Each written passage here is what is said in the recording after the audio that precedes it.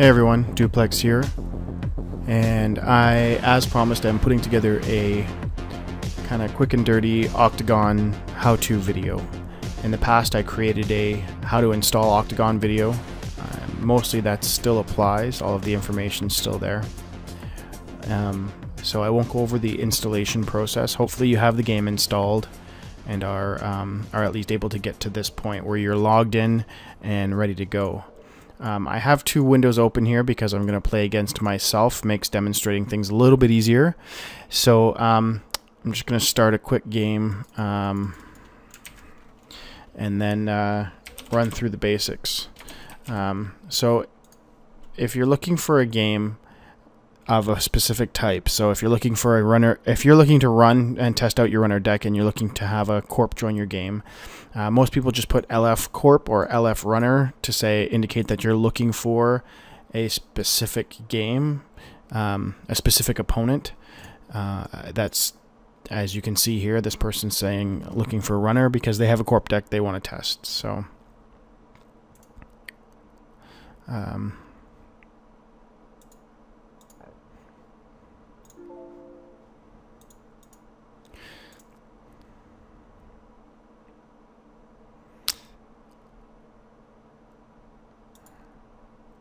the unfortunate truth is that sometimes Octgn is not as reliable as one would hope.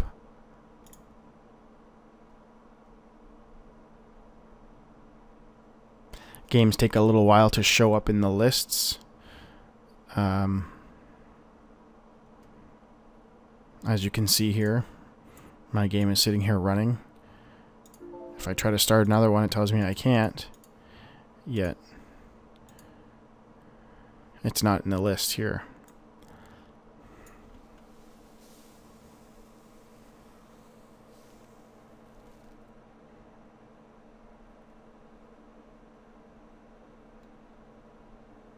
Ah, there we go. At long last. So, just click start and the game will launch. So if you're very new to Octgn, I would highly recommend saying that you're new in your game posting. So if you're looking to test your Corp deck, you can say LF Runner. But in that game name, you might want to indicate that you are a new player. It will allow your opponents who may be very used to Octgn and very impatient with new players to decide before they go into the game whether or not they want to play against that particular type of opponent. It's not necessarily fair that a lot of people don't want to play against new people, but you have to understand that some people are just trying to jump on for a quick game. They may not be interested in sitting and trying to teach. The other thing as a new player that you need to remember, I think, is that the onus is really on you to know the interface and know the game. That doesn't mean you can't ask questions. On the contrary, you should ask questions, but you should also not necessarily expect your opponent to teach you the ins and outs of Octgn. You know, it's really up to you to watch videos like this one and the other, and read sort of the how-to postings that are kind of all over the internet on how to play on Octgn, and then try to come to the table at least somewhat armed with at least a bit of knowledge. So once the game is launched, you can go ahead and load your deck. Now, for my purposes, I'm going to load a couple of core decks. I'll load Core Shaper here, and I'll load Core Wayland for this guy. So the first thing you're going to need to know, that after you've loaded your deck, you see the game is in a sort of a initialized but unready state. Control-Shift-S will set up the game and will give you your initial hand card draw. Will shuffle your deck and place the remainder of your cards in your draw pile, and place your ID in the appropriate spot on the table. Now, I'll do the same thing for the Corp.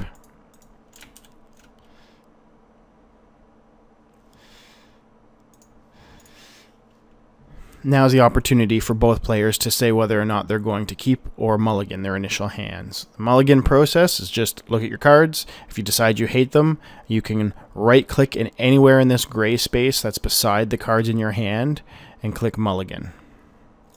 I'm actually going to keep this hand for the runner. I'll keep this for the Corp too, why not? But if I wanted to mulligan again, it would just be a right-click here and a mulligan. It would draw me, it would place these cards back in my deck, shuffle in, draw a new hand, and then gameplay proceeds from there. So a quick word on mulliganing and etiquette in Octgn play. So as most people know, you are allowed a single mulligan in Netrunner. It is important to remember that your opponent, the important thing to remember always, of course, is that you need to respect your opponent and the fact that they are coming to the table in hopes of a fun but fair and interesting game. I have, not lots, but every once in a while, seen some people try to pull some weird shenanigans with mulliganing.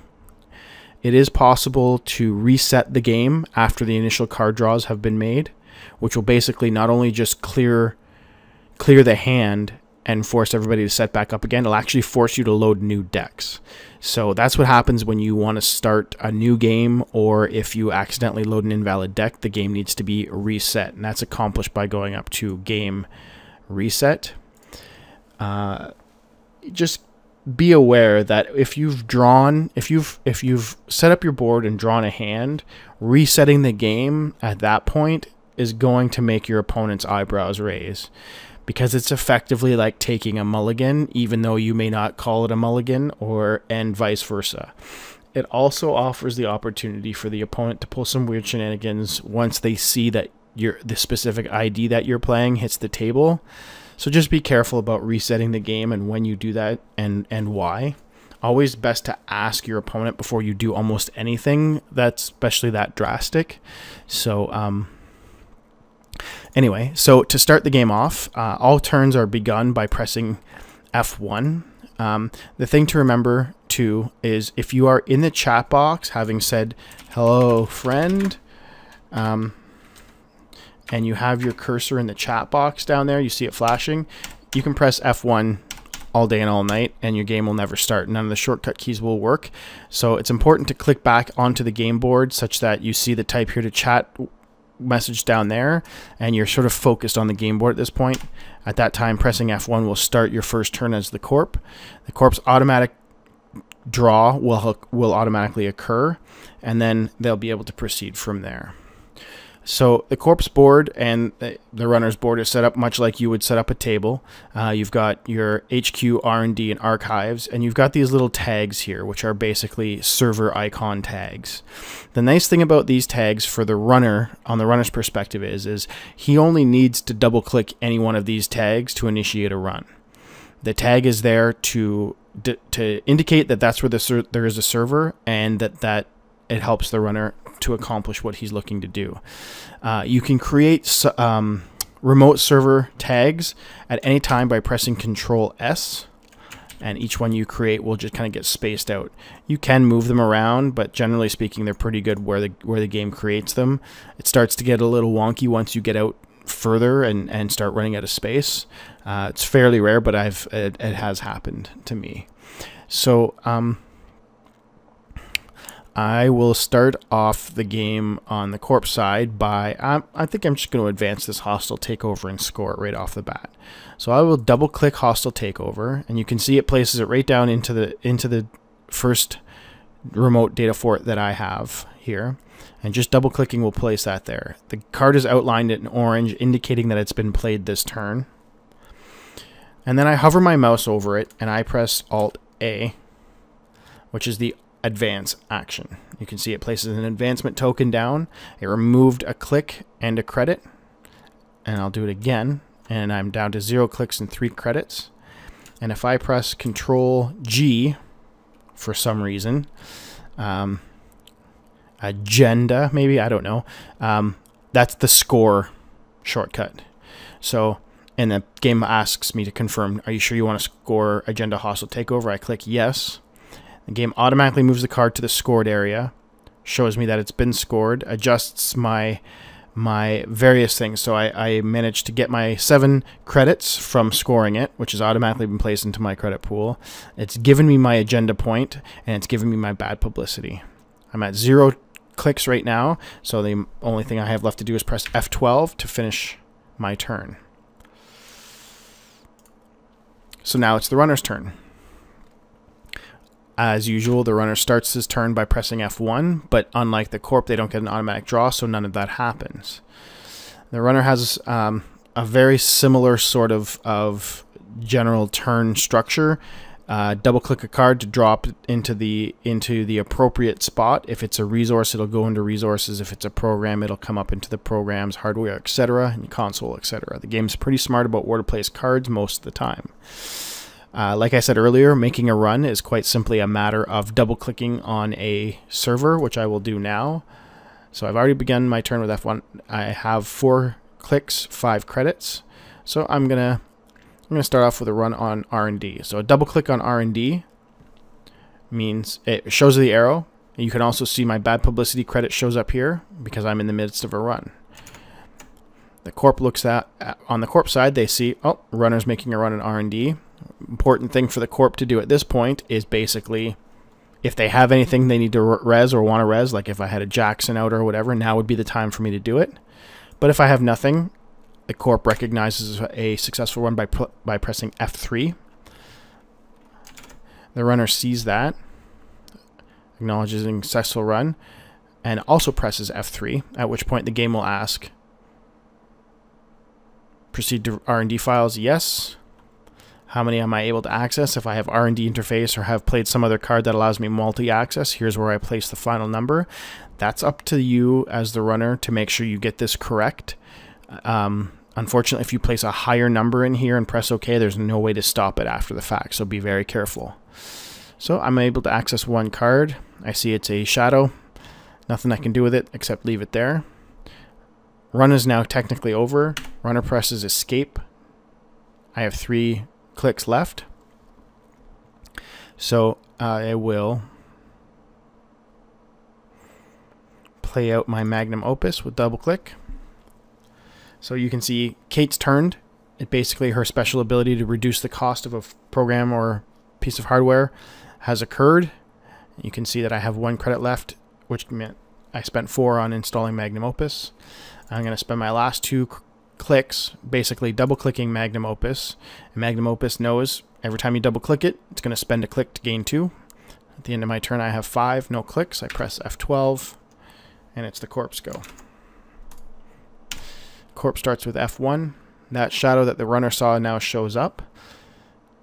Corp's got a little bit of money to kind of mess around with, so the Corp's going to say, well, I'm going to ice up this remote server here, or sorry, this R&D, and I'm going to ice up this remote, and I'm going to place this Mulligans Mining Corp card there. Now you can see when the Corp double clicks ice, it gets placed in the correct orientation, and then it just gets moved around. If I wanted to have instead installed that there, I'd have just slid it over, but it just gets installed and slid around. The game automatically peeks, that's what this little eyeball means, automatically peeks at the card for you as the Corp, because you get to know what these face down cards are. On the runner side, of course, he can't see anything. It's all just face down. So the Corp spent 3 clicks putting that stuff all out. It's all just sitting there and ready to go. Nothing else to do except hit F12 and end the turn. The runner now goes and says, well, I could think that this is a good chance that this is an agenda. So I'm going to double click here and try to see if the Corp is going to res ice and whatnot. So the Corp, seeing the runner's begun run, looks at what he's got to do. Now, it's common behavior and very polite for the runner to target a piece of ice as he approaches it. All it does is it's like placing your finger down on the table saying, okay, running the first piece of ice. The Corp then looks at it and says, yes, I'm going to res that.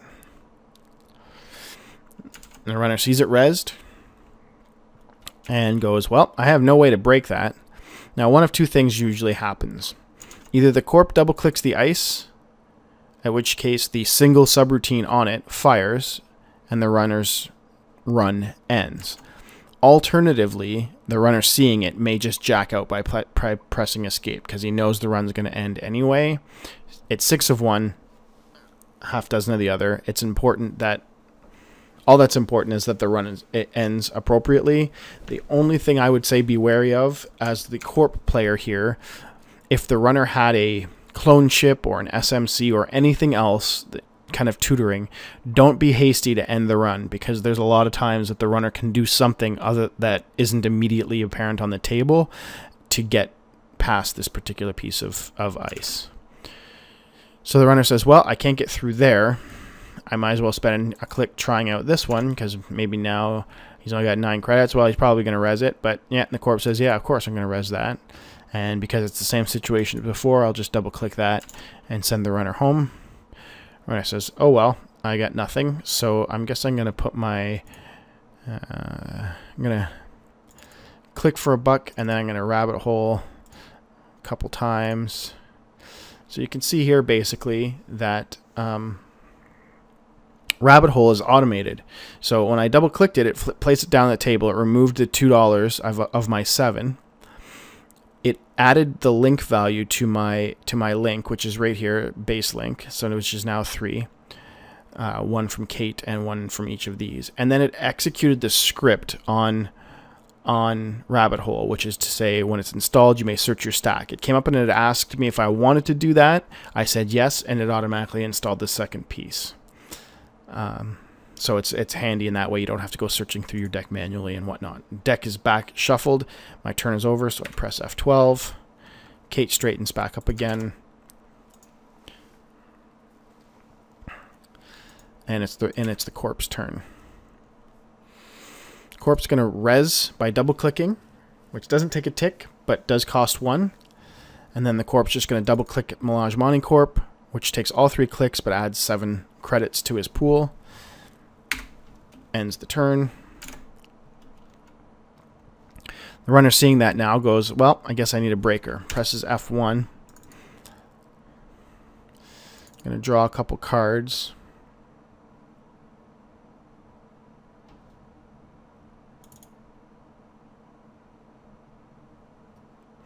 It doesn't end up with a lot.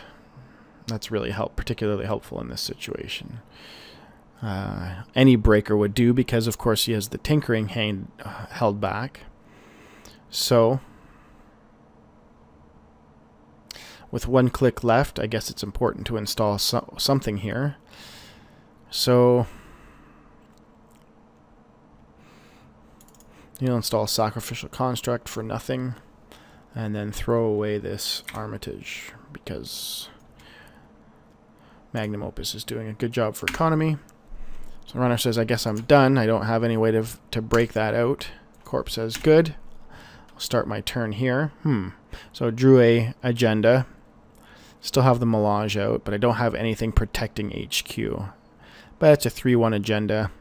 Might be worth pumping Melange while I have the chance. So I double click that, then press F12 to end the turn. Runner starts his turn with F1. Gonna diesel again, just in hopes of getting something. Oh, and still nothing. My goodness. My goodness. These are the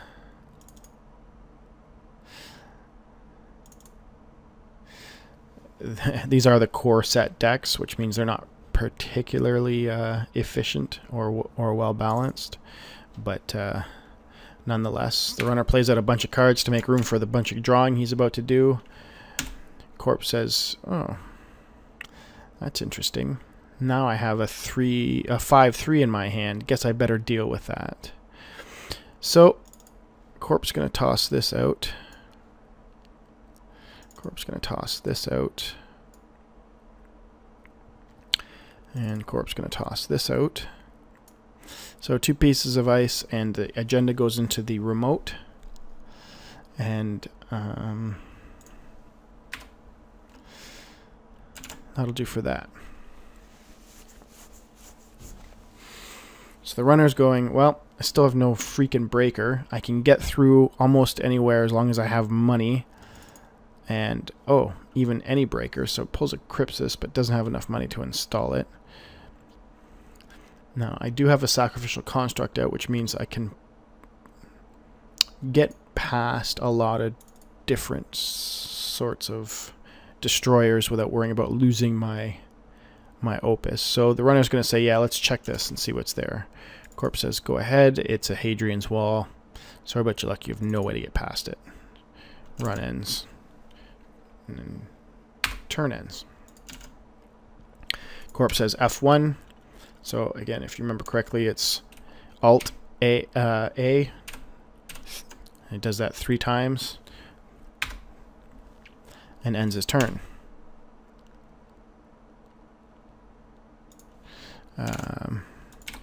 Runner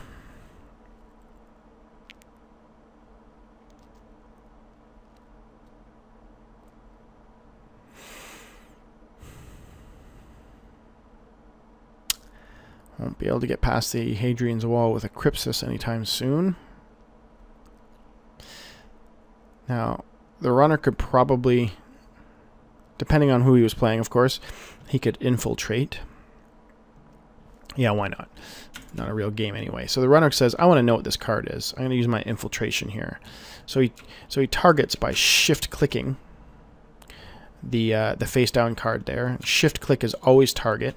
Instantly, you can shift and click drag to add arrows to things, if ever you are interested in doing so. But anyway, he shift-clicks that. And for his first click, double-clicks infiltration. So there's no automation here. Infiltration doesn't automatically expose because there are certain cards that might stop that expose technique. So the Corp says, oh, yep, that's an expose. So the Corp hovers over his face-down card and presses Control-E, and the card flips up. You can see on the runner side, he sees that flipped up now and says, oh my goodness, it's a priority requisition. Well, the Corp now says Control-E, it's face back down again. The runner says, well, I still don't really have any way of getting through there. I'm going to click up 1 card, 2 cards. Oh, there's a breaker. A little too late. So, I don't know. He'll play it out. Corp side, he says, Corp now looks at this and says, ideally I would like to score this when I have a good piece of ice unresed. However, I recognize that this is probably going to be enough to break. Yeah, the Corp might not say that because, of course, the Corp wouldn't know that he has a tinkering. However, oops. Start the turn with F1. 1, 2. Score. Oh. So the important thing about priority requisition to remember, which I just forgot, is when you're scoring it, to target a piece of ice if you want to res that piece of ice as a part of the scoring. Oops. What have I done? I've overspent. So Control-G will score the priority requisition and res that ice for free. Okay, so yeah, target, Control-G to score, res. It's unfortunate because I had an archer in my hand. It would have been handy to do that. But Corp will play that down now. See if I can bait the runner, which is myself, into coming in and trying to steal it. Runner says, goodness me. A free shadow. I've got a Gordian Blade on the table. I've got a Crypsis in my hand. And I've only got $3. I can probably get past this. All I need is $3, $4, $5 and a tinkering. So if I click this once, and then were to tinkering this, I would get past. And if it's an agenda here, it's worth scoring. But you and I both know it's not, and the runner's just going to say, well, I don't think 5 is enough to really be doing that. So I'm just going to play this out and Now, here's something important to remember about face-down assets like Pad Campaign. Pad Campaign is the kind of card that you want to res at the beginning of your turn. The important thing about Pad Campaign doing that is that it allows the runner to not see it until it's too late for him to do anything about it, but it still allows you to gain the 1 credit at the beginning of your turn. Oops, somebody just joined my example game to watch. Hello, Mr. Observer. So what the shortcut to do this is Control-Shift-R with your cursor hovered over the face down card. And you see the message over in here is the Pad Campaign has been flagged to automatically res at the start of your turn. I could have done that at any point after placing it down. Now when I press F1 to start my turn, Pad Campaign reses for 2, but then immediately gives me 1 back. It's a great way of doing it to avoid forgetting, because often those get forgotten. So Pad Campaign's resed. I'm going to double click Mulligans Mining Corp to gain some money and end my turn. I'm just going to start turn and say, well, I guess the Corp is making mad money. I need to continue to try. Oh, there's a barrier breaker. A pricey one, but I can afford it.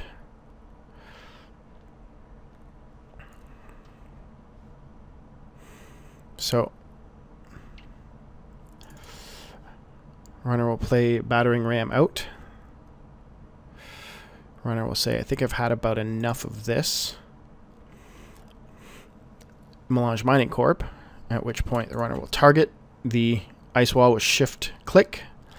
And then the runner will then double click their icebreaker, bringing up the icebreaker GUI. I don't need to increase the strength because it's a strength 1 ice wall, but I do need to spend 2 credits because battering ram to break the 1 subroutine.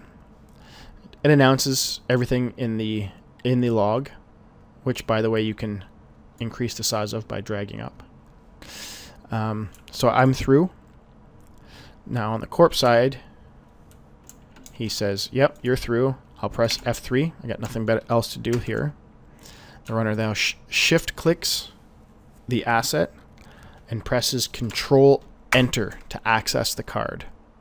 Control Enter is an important one to remember, because pressing F3 by itself at the end of a run on a remote won't access you any cards inside it. You have to target the cards with shift click and then press Control Enter. You can see here the options leave where it is: force trash at no cost or pay 1 to trash. I will pay 1 to trash, then escape.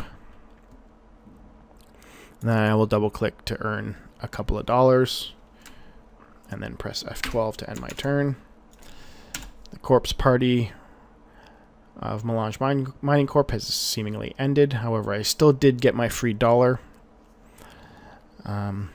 Corp knows now that the runner can break through his 2 berries easily and his Hadrian's Wall still fairly easily.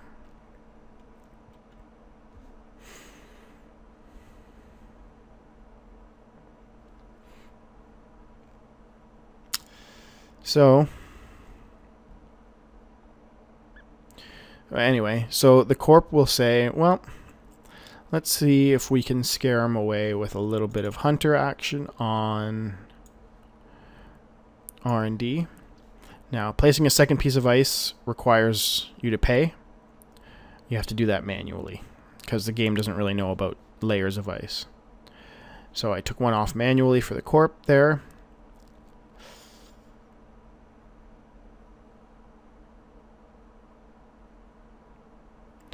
I'm going to add an upgrade to HQ. Now the best thing to do often is just to place it mostly on top of your ID card. Most people know what the ID cards say, and this just shows you that the upgrade is there. And then for my last click, I will draw a card. And end my turn. Drawing a card is just a simple matter of either double clicking on your draw pile, or you can also, I believe, press Control C. So the runner gets to go again. At link 5, this Trace 3 Shadow doesn't seem like a big deal. It does give the Corp some free money, and now the runner wouldn't know what this upgrade is, so HQ might not be necessarily a... Oh, and there's another diesel, which I will then use. Ugh.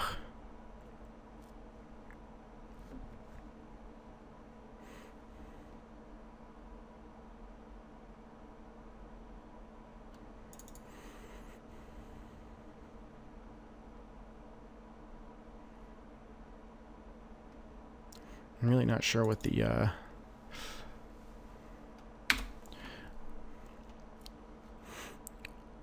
sentry breaker is in the runner's core. Oh, look at this. So, Corp sees that he has the opportunity to win the game.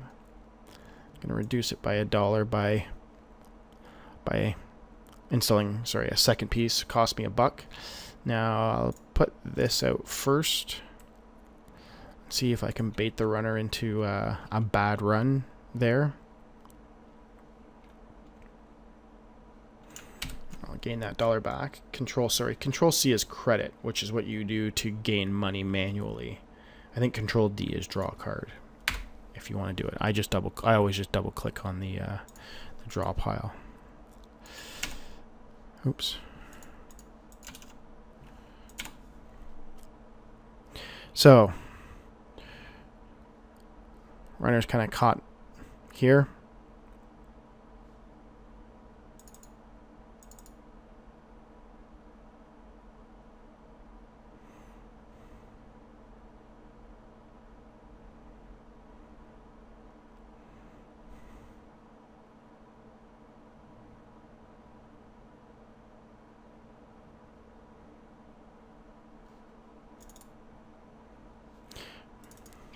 So, played out a bunch of cards, double clicked on a sure gamble, which just plays it, and make sure you have enough money to do it, and then just add your money to it if you can. Jump over to the Corp side. He says, Hunter's only going to cost me 1 to res. It's not going to do much, though, because of the base link that the runner has. But whatever, he'll res it, just so I can show you the trace mechanism. So the Corp reses that and says, okay, it's a trace. You have no way to break it. So here's the trace icon over here. You double click that. Oops, actually, sorry, I'm wrong. You double click the ice and it automatically launches the trace. Then asks you how much you want to increase the trace by. In this case, I'm not going to increase it at all.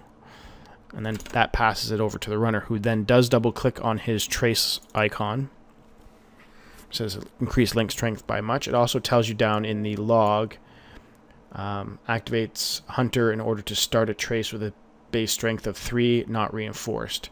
My base link is currently a ridiculous 6, so the runner has to expend exactly no money, and it easily defeats that. Then the runner shift clicks the ice wall, clicks to break. $1 comes off bad publicity. The other one comes out of my credit pool. Corp says, yeah, you're in. Runner says, good. I will press F3. Yes, I'm allowed. I only get 1. And that's another shadow.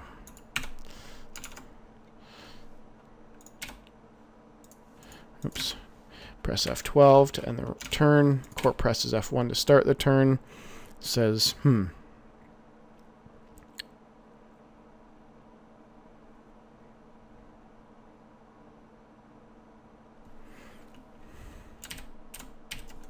1, 2, 3, and score. And no, he'll just take the agenda point.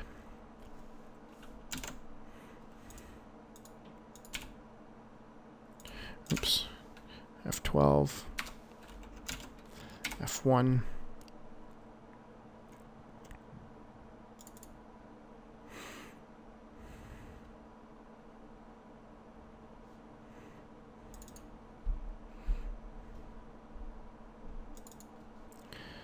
So runner's going to make a Maker's Eye run here.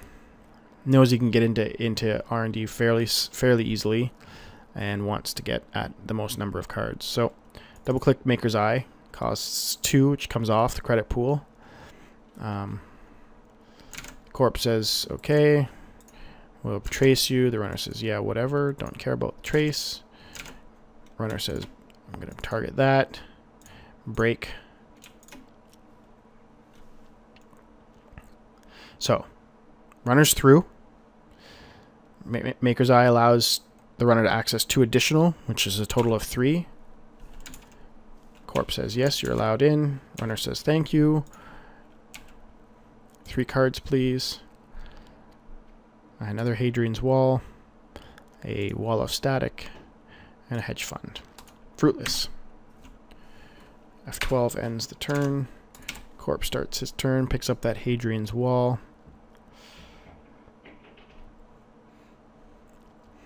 And says, alright, let's see if we can get this game won.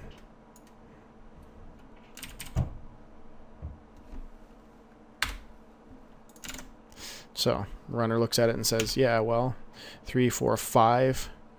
Even if this was 3-point or a 2-point agenda, it's a game point.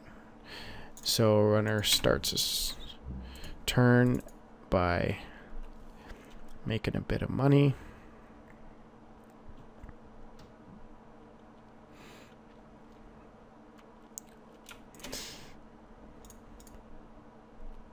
Then he plays Tinkering. Now you can see that Tinkering allows the runner, or places a Tinkering icon and then a Sentry, Code Gate, and Barrier icon on there, just to indicate that the tinkering's been done. Then the runner runs. Corp says, well, that's been tinkeringed. Oh, firing it now will cost the runner some money, but he'll probably just use, well, he'll use either of those 2 breakers to get through it, which won't cost him that much. It'll cost me an agenda point. No, not worth running. So the Corp, theoretically, the runner, being polite, has said, targeted it, and the Corp says, yeah, not going to res. Double clicks the not resing. The runner comes back and says, thank you, and clicks the wall, the ice wall, breaks 2 barrier subroutines, and then the Corp says, yes, you're allowed in. Runner clicks it, shift clicks it to target it, and control enter liberates it for 3 points. And then escape. Picks up another Crypsis.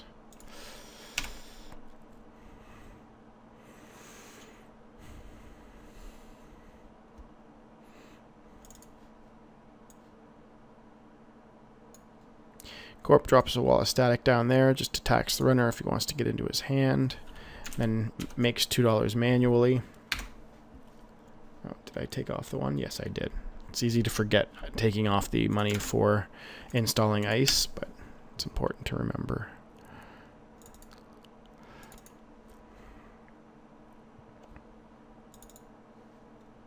Well, runner draws into a bunch of stuff he doesn't really need.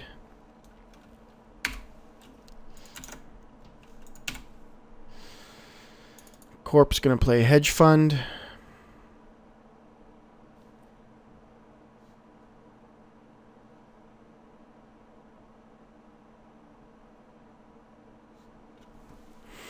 Now, the Corp's going to change the server up. You're going to delete that piece of ice, move this one down to the innermost, and place a Hadrian's Wall out front, which means he'd only have to spend 1 rather than 2 if he kept the ice wall there.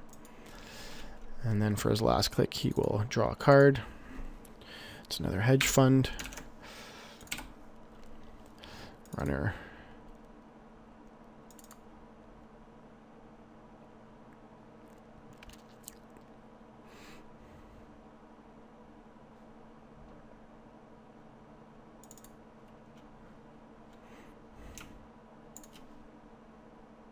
I'm going to play hardware out, or this mod out, the personal touch.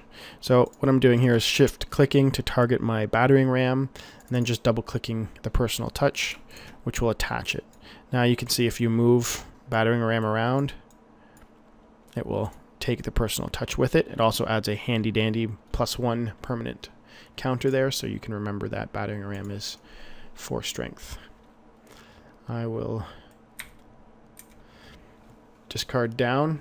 Discarding is just a simple process of hovering over the card and pressing delete, and it will automatically place the discards in the appropriate pile. For runner, that's always in your face-up pile. For Corp, if you're discarding from your hand, it'll always place it in the face-down pile in archives. So, Corp starts. Fire. Install that and advance it once. Runner, not knowing what's there.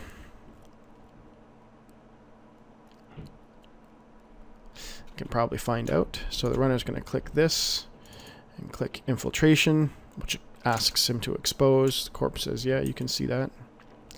It's a nasty archer. Runner says, eek. So he clicks that, says, let me see that.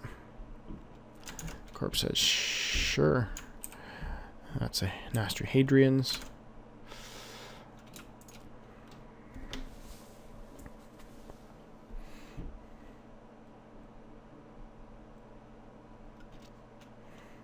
Runner says, well, let's try it. Tinkering.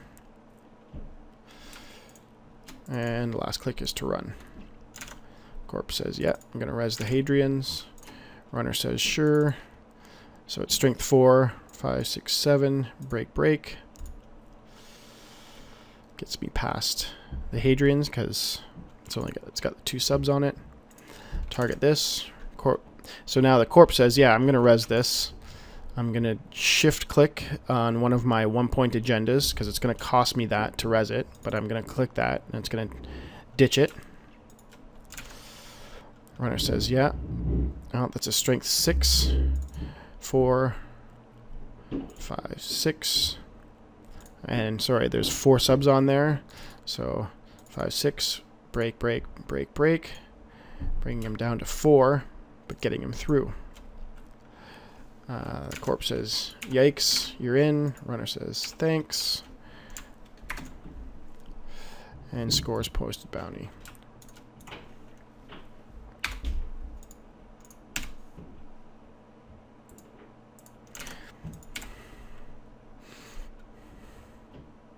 Probably a good time to see that.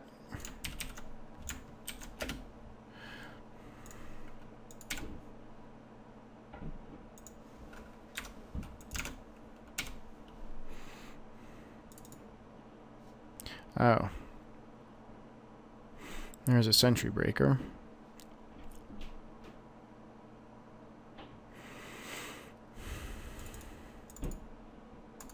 Not a very good one, unfortunately. So, runner ends turn. Corp starts turn. Says, let's hope I can get through this time. Runner says, uh-oh.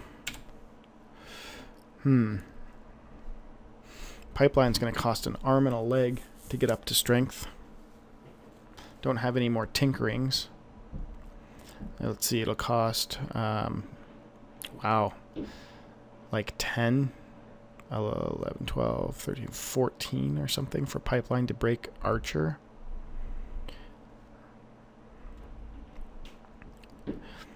Suffice to say, not enough. The runner will click for a bunch of money and then try running here and see what happens. Clicks that, Corp fires it. Of course, the runner's going to get past it easily. Runner clicks this. Breaks both for free because of the 2 bad pub. Corp says, sure, you're in. Runner is in for 1 card. Nope. Runner jacks out. Ends the turn.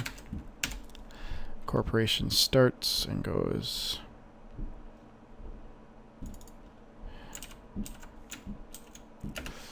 And wins the game. So that's it. That's the basics of using Octgn. A lot of shift clicking, a lot of kind of sort of manually moving cards around into various places, because Octgn doesn't know a lot about what servers are and how they are supposed to work and are arranged. But once you've got the basics down and recognize that a lot of the cards know sort of what to do by themselves, it actually becomes quite easy and fluid to get a lot of good games off. So hope that was helpful. If you have any questions or want to see me demonstrate anything specifically, or just want to hook up and have a game and want to learn how to use Octgn, I'm always up for teaching. So yeah, hit me up and I will provide you with whatever help I can. Otherwise, thanks for watching and we'll see you soon.